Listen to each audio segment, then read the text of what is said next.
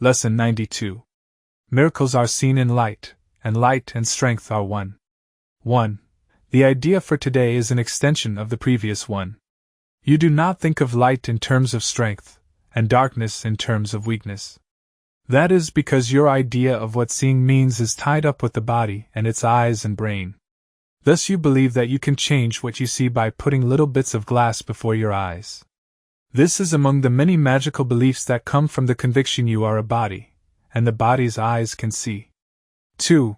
You also believe the body's brain can think.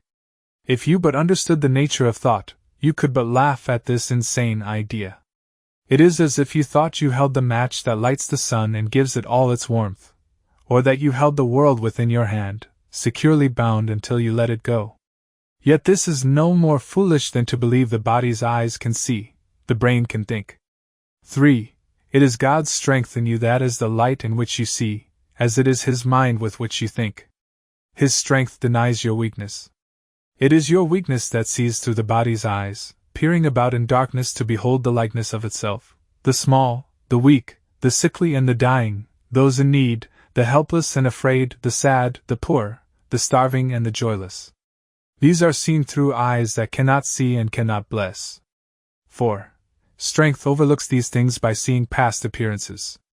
It keeps its steady gaze upon the light that lies beyond them.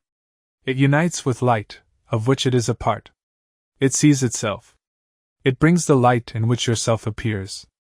In darkness you perceive a self that is not there. Strength is the truth about you. Weakness is an idol falsely worshipped and adored that strength may be dispelled, and darkness rule where God appointed that there should be light. 5. Strength comes from truth, and shines with light its source has given it. Weakness reflects the darkness of its maker. It is sick and looks on sickness, which is like itself. Truth is a savior, and can only will for happiness and peace for everyone. It gives its strength to everyone who asks, and limitless supply. It sees that lack in anyone would be a lack in all. And so it gives its light that all may see and benefit as one. Its strength is shared, that it may bring to all the miracle in which they will unite in purpose and forgiveness, and in love. 6. Weakness, which looks in darkness, cannot see a purpose in forgiveness and in love. It sees all others different from itself, and nothing in the world that it would share. It judges and condemns, but does not love.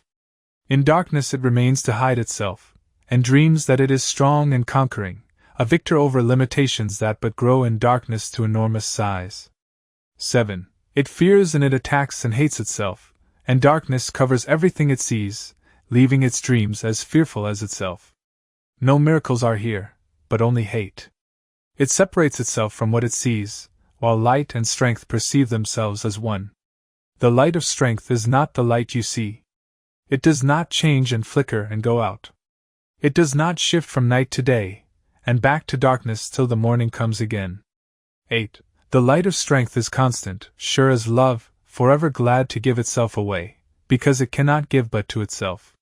No one can ask in vain to share its sight, and none who enters its abode can leave without a miracle before his eyes, and strength and light abiding in his heart. 9. The strength in you will offer you the light, and guide your seeing so you do not dwell on idle shadows that the body's eyes provide for self-deception. Strength and light unite in you, and where they meet, your self stands ready to embrace you as its own. Such is the meeting place we try today to find and rest in, for the peace of God is where yourself, His Son, is waiting now to meet itself again, and be as one. 10. Let us give 20 minutes twice today to join this meeting. Let yourself be brought unto yourself.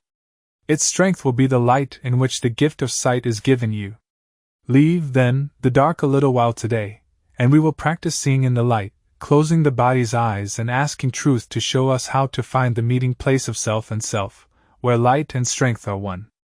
11. Morning and evening we will practice thus. After the morning meeting, we will use the day in preparation for the time at night when we will meet again in trust. Let us repeat as often as we can the idea for today, and recognize that we are being introduced to sight, and led away from darkness to the light where only miracles can be perceived.